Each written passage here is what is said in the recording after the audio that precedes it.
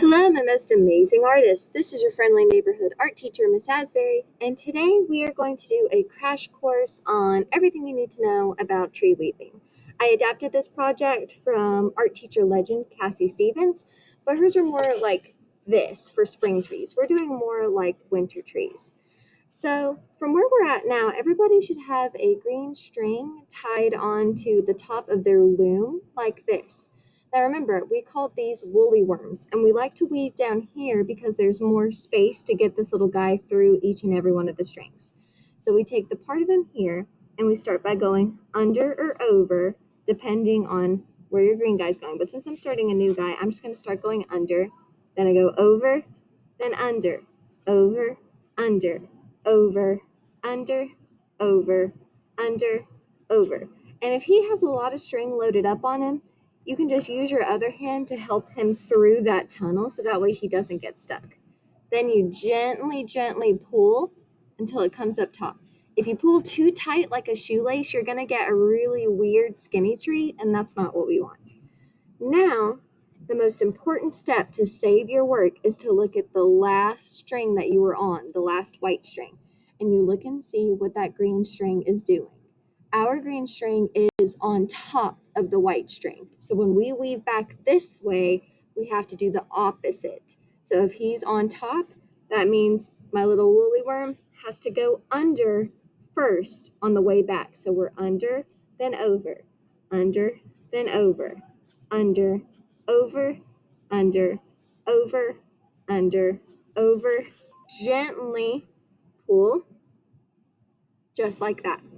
Okay, it's a simple A, B pattern, and you just do these same two steps over and over again until you get a nice tree. Now, you don't have to go all the way to the bottom of the plate. You can quit when your green gets about right here, but I want you to remember, after you do about 5 or so rows like this, you're going to need to take a pause, hold on to your white strings with one hand, and use your other hand to push these guys up. Now, again, if you are pulling too tightly, this is going to be really hard to do, but if you've kept it pretty gentle, they should just be able to push up here.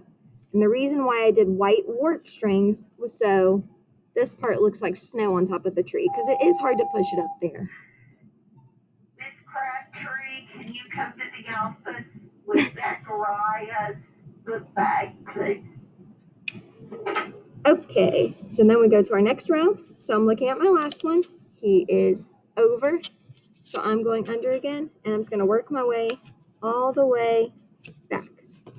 Okay, now, since we're just doing these over and over again and pushing up, let's move on to what we do when you reach this point. So when you get to here, here's all of our leftover string. I'm just going to tie it on that last white one. So I made my loop, pull my string through, make it tight, and then I can cut it without worrying about it unraveling. The trunk is basically the same thing. The only difference is that you're only doing these 4 strings. So I'm going to tie my brown string onto the 4th one from the left. And then I can decide here, I'm going to start with over on my first one, then under, then over, then under.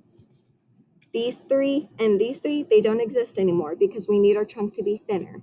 It's going under on my last brown string, so I'm going to go over again, then under, over, under, pull through gently, and I'm just going to keep doing that until the trunk is the size I want it to be. It does not have to go all the way to the bottom of the plate because that might end up looking a little weird, like a super tall trunk. So you just stop when you think it looks good. Like I could probably stop right about there. Now, if your woolly worm runs out of string, just come and find me, or I will try to keep yarn in my classroom. And all you do, like let's pretend this guy's out of yarn. You just go ahead and wrap more yarn on this guy, and then you tie the end of the woolly worm onto the end of this string, and then you can keep going. And if there's any parts that poke through, like this one does, you can take a pencil, or I'm just going to use scissors because I've got them, and you just push it through onto the other side and it'll hide it. So if you have any other questions, please feel free to come get me so I can help you through it. But it's an amazing project and you guys will knock it out of the park. Love you, bye.